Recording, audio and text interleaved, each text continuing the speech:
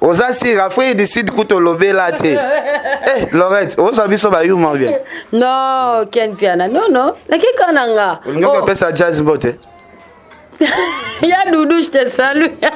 Te, naki kananga. Bana Kinshasa, bana Poto, et bana le monde entier, pas vacancier, pas vacancier. Flat Hotel, Bali Center, sans cadre qui toko pour la copément. On a bino batbolela luxe yamakasi. Bazali na mo bangé na salle de fête. O ezali na 400 places. Confort et l'alia ou na niveau ya 2 fois te. Awa ezali pour na ba fête na bino batbolela ko sala mariage, anniversaire, conférence, collation de grade, réunion et service, toba croisade, boya ko sala a boza mobimba. Na Bali Center son, bazana mi bangé na ba terrasse mi balé, moko ya kati pe ya libanda. Côté ya Bilubu, bazana mo bangé na restaurant, balambaka cuisine congolaise, africaine, européenne, américaine, pe continentale. Meka soupu oyo kelengi. Na Bali Center, bazana ba chambre ya luxe au kondimateke awa eza Kinshasa au niveau ya confort ezali awa. Il faut que l'ango combo. Bazali na ba chambre ya luxe kitoko makasi na salon. Et bongo côté ya ba appartement engaye, bazali na ba appartement ya qualité supérieure. Ya chambre moko, 2 chambres salon, cuisine, salle de bain. Pena o ya 3 chambres salon, salle à manger. Pena 2 salles de bain. Côté ya courant, ko banga na yote po awa courant ezali 24 heures sur 24. Soki courant ekei, mo bangé na groupe peli boza mobimba. Pe côté ya sécurité et kuba po na bino nyonso. Tala! Ko banga na yo qualité ya service ezali awa te po na prix mukie oza ya kosepela. Flat Hotel Bali Center ezwami na avenue Tropique numéro 83, 7e rue Limité résidentielle na place commerciale référence clinique Bondeko. Pour la réservation au Bengi na ba numéro Oyo plus 243 81 799 82 47. Topo Bengi na plus 243 82 34 121 62. Na Bali Center, excellence dans la simplicité. C'est naturel. Potango azana potango potani vete azana potete. Kana ebi vete bien na ebi ya boui. Ana potete. Kosala émission na mwasi kitoko ndenge jibe mpia na yemba isala nga toujours plaisir. Olanda bote anani ya papa ou bien maman?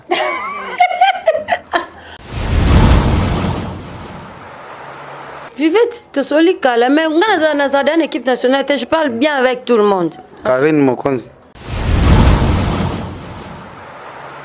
Oyeba ina Tracy Mbelenga très bien. Boza pe parmi bato pe bokoko dénoncer penet yango l'équipe en émission bondo ba te. Ngana yebi couple Mbelenga, Glody Diasuka, mwana wana bota wana abota on na kacha ndako libala. Boko c'est la weekend ici obike yoso balo ba yoka yo.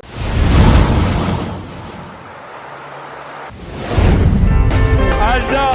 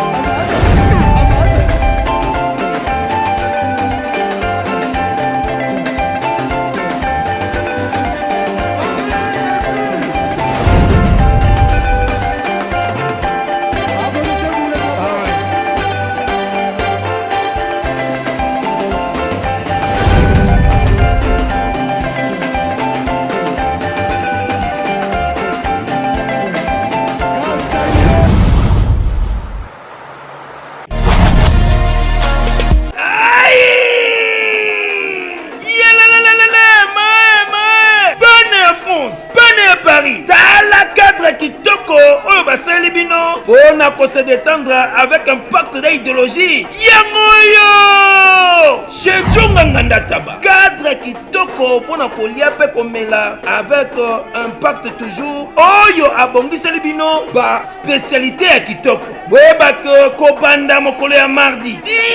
Jeudi. Chez Djonganganda Taba ba fongola ka partir à 17h tu 23h. Awa spécialité ezalinde tabande tabae. Olien tabaya moto na kwanga ya mungwele pilipili ya kobweta suka na feeling chez Jonga Nganda Taba awa musale salama kitoko tuna ngai nini chaque weekend babengi yango weekend live c'est-à-dire ba chanteur oyo babanda ko beta ba concert awa pona ko sepelisa bato lokola mokolo ya vendredi tozalina Suzuki Luzubu 4x4 grand chanteur de mon pays oyo akosepelisa bato na bakunga ya deux fois te oza koyoka musique oza kolia ntaba pe oza komela pe chaque samedi tozalina animateur ya monene ya mboka na biso Congo CNN Alligator bakiselaka ye calibre 12 yende asepelisaka bato awa avec un pacte na idéologie pe dimanche sombele suka bisanga avec grand chanteur Emile alias Demingongo bakiselaka ye lisusu la voix qui cloche yende akarisaka ba chant pe aza kosepelisa bato na banzembo ya kitoko na ndenge ya deux fois te boyoki bomoni bondimi adresse ezaka kase moko na 45 rue na commune à Paris na Romainville 93 230 to pe obengi na numéro oyo plus 33 63 54 75 181.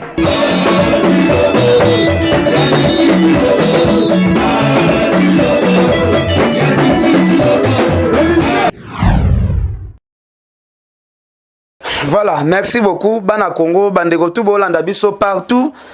À travers le monde, Kinshasa, balobi polémique ici la raté. Lelo tozo yambelabino, Lorette Aruna, mère chef. Oh lelo balobi ba abonné bazo mata se ko mata. Poto senga kabo matisa toujours ba abonné. Talande konaso Lorette déjà, mère chef aso la très bien. En tout cas bandeko to bolande na fimbo, bokoti na site na e o asabonate, bo s'abonner massivement et ko sala biso toujours bien. Lorette Aruna, mère chef, bonjour. Oui, bonjour Ken Piana, bonjour na babonyo soya fimbo na fimbo. Bonne pe na babonyo soya Lisanga Force TV, ope na s'abonner te kando lobby, OK kana obetka Lisanga Force TV au s'abonner. Merci na batunyo so ba Hollande émission na biso, précisément Papi Leroy carte limitée, showman José Ndombe. Donc batunyo so, voilà. Voilà, Lorette Aruna na moni vraiment oza posé depuis où tu as fait décide oza na kini mikolo bato apoto ba komi oseka biso bino bato bozana Kinshasa community mboka moko ya kotiola tandis que tout le monde a uta awa et ça lo komana ba comportement ba bandeko na biso ya presse au bana poto. Voilà, d'abord, merci pour la question, Ken Piana. Vous avez un pied levé. Bon, même pas maquillé, tout ça, donc, toi, c'est simple, hein? Non, non, chouette. Mais vous avez dit que vous sans maquillage, pour ça qu'on a vu que c'est maquillé dans l'hôtel. Ah, que c'est maquillé dans les Arabes. Merci. Kinshasa, je crois que maintenant, on va finir à Kinshasa, on a regretté. Ngai, bateau, on a poté, on a déjà, voilà. Vous avez un kin. Pepe bazali na king pe mso bando dénigrer pe bato bana bona poto. Voilà. Donc pour na so moni mutu mwaza na poto azo dénigrer biso bato na kin awa en tout cas na oseka na ngai. Pourtant to zape na ba kin awa peut-être to yeba ni mutu na Kinshasa ngo qui était qui omona. To yeba ni biso nyoso nde to zalaki pe to yeba ni bandako. Mutu bando vanda boye possibilité mutu bozaki boye mutu azako souffrir mutu ndeko utati wapi bino to ka bat internet mso bamona kaka mutu. Aleki na écran ba moni ka msu na ba nini osa be mission yebite sika utaka pour yo se mission to yeba ni ba niveau ce qui mutake poto eza bien poto eza paradis te mais mutu na peut-être arriver encore akena kende parce que msu to mona ka artiste msu mnene ko fiolo midasa ki 10 ans awa kenda poto te tanga kenda ke lo alibosa kenda ko kimambangu na Tour Eiffel donc eza lo mo mutu sa raisonner ka kende mais ko za ke ko critiquer bato ba na Kinshasa ke bino bato na poto surtout mi ba bandeko na biso bato zakini mo sa musala mo ba jeunesse ba ke poto en tout cas na osika na bango poto yebani ba niveau to yebani pe qui était qui nani pas aki nani nana bande ko simba combien pe to yebani na biso donc ngai na osika nde bango o ba critiquer biso bato na Kinshasa na sa pope mutu na poto na pe wa l'équipe bato na moi na ngapete baza ba kei oui on encourage bravo ba bonne chance na bon bato so ba ke pe na manzela penzela pete par exemple penzela te yo gene Turquie so za na poso ke poto ngo ke nango no za na Turquie et puis za na pe na fali pour na gene poto c'est rien il s'agit ka ba beso ka okende bo zo na visa ok no bato so pe na ba artiste pe ya minene po ba za na pe na ba ko po se ba ba pe ba ko okende donc mutake poto bonne chance na bon mais ba tiko denigrer batakin poto yebani bien biso ato za na kina qui était qui. Voilà, en tout cas bandeko bolanda biso na yebi ke boza ebele. Na tuna question na par rapport ya Pamela Choco. Moi ba propos teni na ye. Alobaki vraiment na ba émission et toucha nga et sala nga pe passer. Mais kotala yo ndengo za na Kinshasa, kotala Pamela Choco. Ce qui vraiment balobi na muta pour na moi si moko je préfère par rapport à Pamela. Ah, Pamela Chocolat. Donc yo chrétien biso bataji ça. Oh, vraiment Pamela. Oh, chrétien biso to Saléonine, hein Pamela. Fona la ndano émission na ta maso Pamela à chrétien so chrétien biso bataki en tout cas non regretter fort. Pour des années nango savanté et aussi la deuxième on a continuer ko kende du jour au jour. Bato ba na poto eza bien. Biso bato peto na Kinshasa so il s'agit peto ya to même story on peut la ninga ba tour to zongi. Donc ça ne sert à rien de critiquer les autres quoi par rapport à félicitations na Kinshasa au vivara na bien foot la nda wa munene déjà c'est bon poto ezaka eloko moko OK ozongi ozadana ba visa no ya ba mo bamboke belo tambola déjà c'est bon ah totambo na so bamboke belo to ngaso lobate kata o découvrir kara ba image ya PM so na fimbo o chaka ke ah una za bwatana OK kananga bo mona ba image eleki na fimbo le kapé na chaîne nga donc ezana fimbo et le kapé na Lisanga Force TV. Voilà, Lisanga Force TV na se bandeko ba landa biso ebele bozo continuer ko s'abonner kaka ndenge bozo mona Laurette Aruna. Alors Laurette Aruna koyoka lisolo o epanzani lelo réputation ya leki nayo soit master nayo Cynthia Wadol qui azana sida soit disant ndenge Karine a bébisé les réputations et ça là qui okoma koyoka lisolo bon. Bon, nga vraiment kokota makambo ya Cynthia na bon Cynthia na tambo na été quand de lobby c'est une petite sœur donc Rosa je mona baleki nanga na kota na yebi vraiment na yebi vinette si je dis vraiment c'est que na yebi tamwandam na yebi vina été na quand ndenge batunyo so bamona ki na internet biso so mona ka ka to yebi ki réputation mutu basomba rangote to mona ki nga mona ki veta lekana ki na ba émission Amega un peu koloba par rapport à réputation naie par rapport à ma malade à ce là quitté donc on dira l'unité batanga comme na makambo donc je ne préférais pas je ne suis pas mieux placé ya kobanda koloba makambo ne ya malade ya nini et tout donc yemo tant qu'elle ne sait pas prononcer sûrement elle est à l'aise hein, parce que tout le monde a Jaël Show tant bambara makambo ya makambo bimara ba audio mo Jaël Show na sida tout le monde a Jaël Show mbangu le jour suivant qu'est-ce atteste ça la vidéo ba ça la vidéo ba moko tout le monde ba résultat bo tout le monde ezate ka ça qui vidéo ce qui mpante car ba ça les ba bene makila mamna so tout le monde ce qui a celle nango te peut-être ami tu as na l'aise moi ebi kiam susu mamba lo bezana ngo bongo te so era ko CP là a ko sala na test ngo ou bien ce pas ko sala te n'est pas obligé de le faire. Je crois que ce qui est assez prononcé tout le monde c'est qu'azane à l'aise donc on a ko ko tate na bandolo makamuna na ebi na ngate donc on a vraiment pas beaucoup de commentaires à faire par rapport à makamuna moko. Voilà, commentaire exact mais tout le monde c'est comme si Mikolo yona Yvette moi featuring trop qui camarade yango yesu makasi wendene. Non, ngakuna Yvette qui camarade. Yvette c'est pas une amie à moi. Yvette c'est comme une sœur. Bah déjà bah yebi qui Yvette tokola ensemble depuis banamike. Maman bah Yvette na maman abiso. Pauvre maman bah Yvette parce qu'elle est orpheline de mère. Pauvre maman bah azali camarade ya maman na biso. Voilà. Et tous ensemble en église à Yvette papa Yvette est pasteur gens sont bien ça parce que nous sommes église na bango donc ils a bon et puis ça qui camarade était boyé les a blo moi ya famille donc ils a kota de amara moi ya famille papa na bango ça qui camarade na papa na biso pe bana par rapport à amitié ba parents tout comme pe ba camarade et puis tous ensemble la église moko to tanga rappel sur ba école moko donc to yebani ya ba teke ya boyé ça y kota ya ba famille na quatre donc c'est une sœur. Donc to kamane mingite rarement le bac na quel look a besoin c'est une émission moi bona sali ici na qui met aux arane vraiment coller mais son as quand même pena ça peut m'abêter pour moi je la considère comme une sœur pour moi peser pena net il faut considérer bien sûr il va te pèse il va te ça la émission ça va 100 000 vues quand même tout bas 100 000 et landana 100 000 ça 50 000 100 000 ça quand même bah yambie ba cheka micro quand on chenga bima ça ba 100 000 quand même elle pèse bato ba finga Yvette wana po les jours bengelanga Yvette to que ça na émission nazo envoyer vraiment devant caméra moi il faut qu'on remercier à muto nga sala na Yvette émission à travers yo donc ezate ke muninga selo bolamu olo bango na caméra te o batamara nga vraiment yonde mutotindanga mais c'est comme ces années là comme ça la qui passe hein ndenge ba kizaka ke non azana pota moko et si la kate tout ça yo muto zalaka na e bato ba finga ke bongo vraiment okolo banini na place na te pota ngo azana pota ngo pota ni vete azana pota te na ebi vete bien na ebi ya boui ana pota te pota ngo ni pa pota ngo kasi muto lo bato ba azana pota ba bisika photo nga pota te bato ba mona ke msu pota ngo ya ivete azana boui vete ana pota te ni logo te na nzoto so que ayota la taranyoso ti ala taranyoso ala taso ala tabo ala tabo mtana pota tango ala ta ba pantalon so que kanga ba bandi wana ba pota ne vimba raté ou bien so que zana li colonie ba bandi wana moi na raté so kanga ngunde ndon c'est faux et puis moi je n'accepte pas bateau pour Yvette na pota te faut ba balonga déjà le kwana ezara déjà te ba question na faut ils ont raté parce que na pota te ça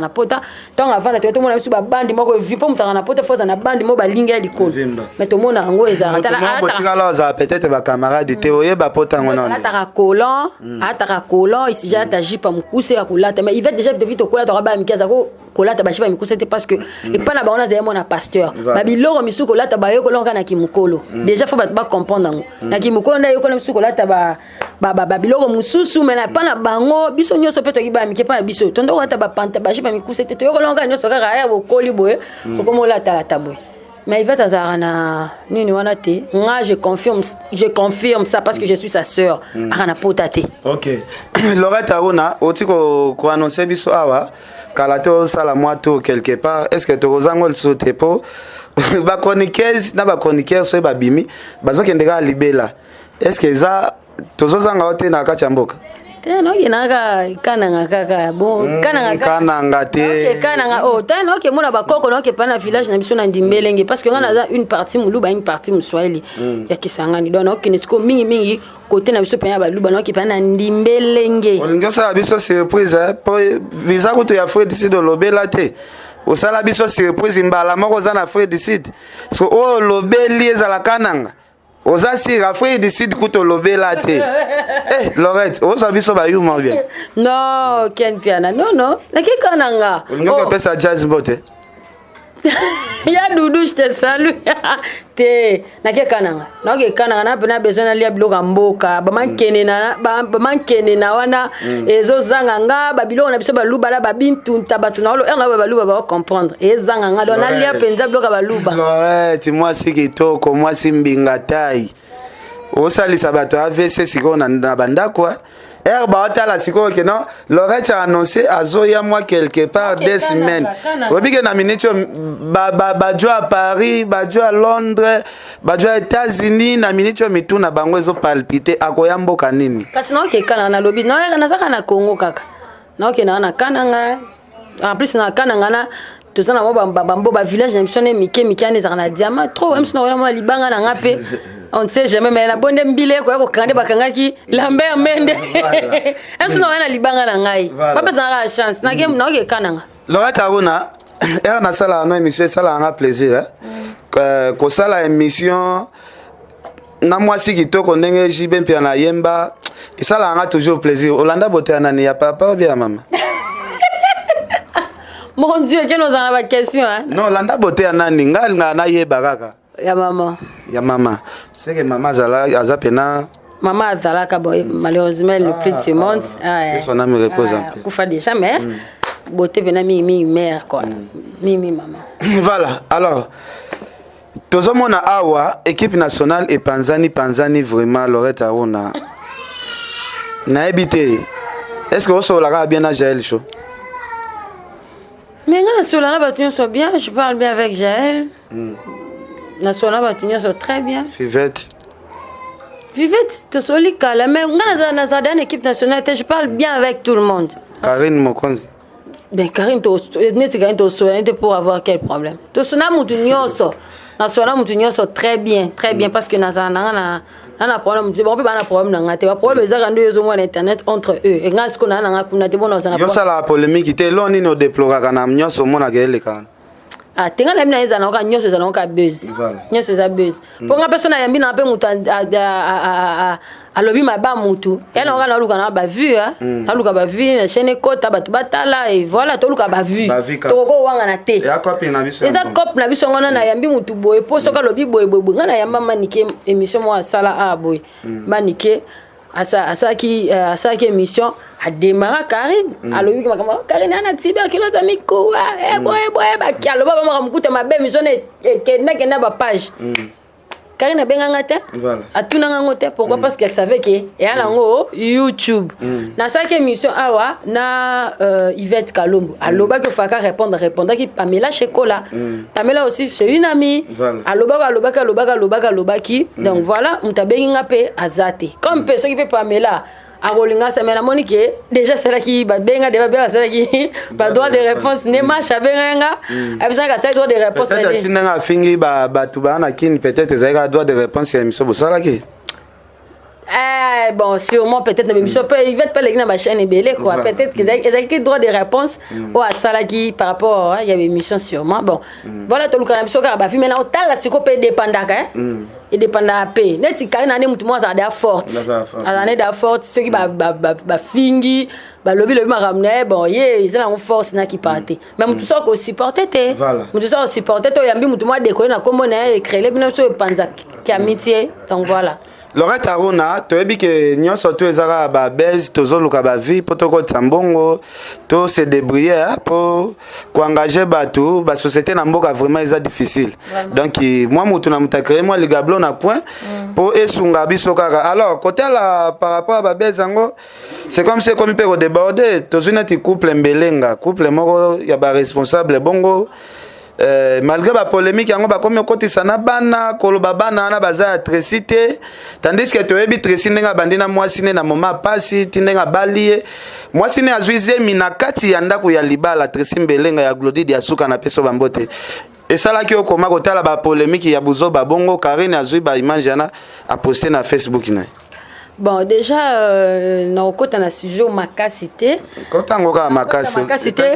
Yo, ozali pire oyeba ina Tracy Mbelenga très bien boza pe parmi bato pe bokoko dénoncer penet yango l'équipe na émission boyondi ba te ngana yebi couple Mbelenga Glody Diasuka mwana wana bota on vima na kacha ndako libala boko sela ngo bikeni so bike yo so balo ba yo kayo po oza yo tsona bina yamba obone misolo babo okota même so koleka ba mission mususu po ba mission so to ko cha wa to yebi même so comme ça ta 5000 vues za pende na yambi hotel ma koleka mission on a lobi donc oza pe mi aussi pa micro bani pe ko expliquer que te mutu makambo eza lokuta parce que ndenge za wana Tracy na Glody ti babala na ngana yebi zemi wana bona tu peux aussi expliquer ngana yebi couple Mbelenga na yebi ngo kalate na yebi ngo kakala ko sola pena ko sola bien boy kakala te awa e na pesi bango pe mbote place bazali donc na ko kota profondeur parce que la couple mo ngana respecter beaucoup donc on respecter beaucoup na yebi vraiment vie na bango de couple vraiment bien te so bango ba le kabasa qui émission peut-être très bon bika na sakanda mutu pa ko le kapé akoko lo ngamon emsolo mo pe bêtise poto bossa na te Glody pasa na belle famille tu vois mobile na koko linga mosi makasi so belle famille remona pourquoi ba sali boy makama internet mutu nyonso nga ba benga ba tumsu ba sala ba émission na Kishasa ka o mo muta bengi nga penza o to tela émission no ba benga tina ba mbujimai o raisonner ko te ke ba to mbujimai ba sa pe na internet non pour dire que mutu nyonso koko tala pango ko sepelate ba ta famille ba koko ba belle famille ya Glody ba ko pe ko interpréter na ndenge mususu donc mais la monnaie qui est dans ce kanda les cas ça qui me sont demandé après on a scène sur émission donc c'est passé c'était normal avec na kanda les cas ça le fois ça là et voilà bah ça na bango société mais ko le mara couple na bango que moi na ça bango te yo pe nos années mieux placé faut ça la bango émission pour yo yebi bango c'est pour yo yebi bango ndenge ba banda kanga na yebi pe na mais bango nde basala que fimbu na fimbu lelo efanda omoni Tracy asalanga babola mwa minene bango nde basala fimbu na fimbu efanda bango nde basala ma mission ya bibi efanda po mutalakisa so makambo anyo so Tracy Mbelenga donc ina go sepela te lesinga moko nde na zabwe bango nde mutu balandelela kanga soko moni ke lelo pe na se tenir na chaîne na ngai boye je pense que Tracy alandelango tu vois ça benga Aruna il faut tourner il faut ça la boy donc il me coach de loin c'est vraiment un garçon on a qui chasse na zo na ngai temps ya courtoyer je me disais même que ceux qui na yebaki peut-être blo mususu ça qui na ba chaîne mususu même sur na travailler peut-être nga bosser kana oya nga moko il allait me coacher ça la boy c'est un garçon bien to bi ki maka na ba ona Karine na ko kota na katite c'est la famille ba yebani ba vendre sika moko ba zale sika condamner Karine na nini tena ko kota makamna bango hôtel a déjà Karine ko appuyer que bana ya muto bozala ki na ata mabeza mais soko moni polémique moi côté ya bana est-ce que vous êtes obligé à appuyer polémique bon parce on a moins le bité que na bimlo monsieur zaramta salam sous le fait de la colère mais après ça tout le monde est occupé bango te tout le monde est occupé seulement comprendre que baba ndeko na e bango na bango msu ba s'arranger na ndeko na bango pour tout le monde bango ba ko sola awa ngayo na msu na ko côté na lobili kamabo la konom na yo tika na soni mais déjà comme on a qui a posté ne sous bango te bango pe ba lobela sous makambo na c'est-à-dire que bango mo bayebi makambo ni ba osala on a cessé on a obiso msu to yebité donc na yebi ke baba ndeko ba vande sika moko ba vandi vraiment temps et bela ensemble donc ba yeba ni très bien ba olukaka solution moi peut-être moins déjà que ba ocha na suma makamte donc c'est-à-dire il y a quelque chose ba bongisi to kota Sija Suka oyo vraiment na ko remercier nanu bato ba partenaire vieux Luison Mbata Prince Yaweli bande ko boza vraiment ebele Angel Muswahili Makizembe Gauthier Mascotte Adel Djoko Bagou danger Adel Djoko Bagou danger yo yebi Adel Djoko Bagou danger en tout cas na pesi bande ko tout bozolanda biso na Londres bambote ebele Laetitia qui siona na pesi yo bambote sujet ezo tambola tout le monde a ba rimer ndeko Eliezer aza na poto azolandela ba soins médicaux bamso ba oloba empoisonné bamso ba oloba donc tozo comprendre te na habité est-ce que okaki lisolo ngwa ta mwamuke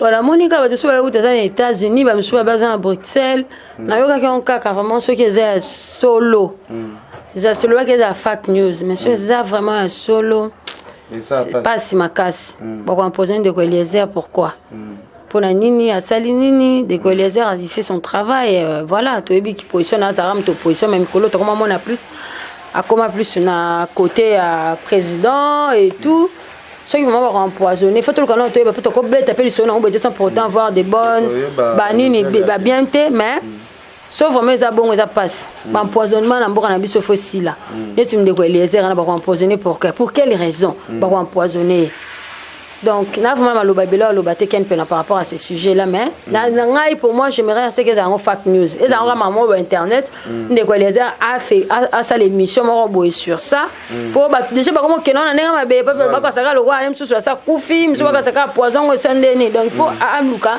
soit à démentir on va c'est absolument on va prouver ce qu'un hôpital. OK merci alors c'est Apolline Lumumba RDC Monde aux Holanda biso to comme vraiment na suka na osenga vraiment bandeko na biso to luka to fouiller na information bien pour et osala biso vraiment passer ndeko Eliezer na musala nyonso asalaka soki makambango eza ya solo en tout cas et osala biso passer en tout cas ndeko Eliezer nzamba abatela yo place ozali vraiment nzamba batela yo place ozali aza parmi bato yo babundani na musala oyo vraiment makasi asala ka musala na bien donc il resala biso pasi niveau ya journaliste munene net ndeko Eliezer soki masolo ngo za solo en tout cas ezala pasi pona mboka na biso vraiment Congo kozala na ka bongo donc Laurent Aruna na habité mo bambote batunyo so balandi yo. Voilà, bambote kaka na William Shungu na Londres et puis Héros dans l'ombre. T'en as le baboye moi à comprendre donc des gros bisous à toi et puis à Aimé Bidosha autoroute Dozela Zela Kaka et puis à Papi le roi carte illimitée le roi du Maroc et à José Ndombe Showman Babi l'oreille du roi donc mi faut les campana et pour na marambo ko marakwa donc merci pena Ken Piana merci pena mabonene sur Fimbu na Fimbu bo s'abonner pena Lisanga Force TV bo betka Lisanga Force TV bo s'abonner kuna donc et ça la bien merci beaucoup merci venanga Gauthier Mascotte yo yebi merci bande retour bolandi biso en tout cas to suki wana merci Carlos Kabaso thank you.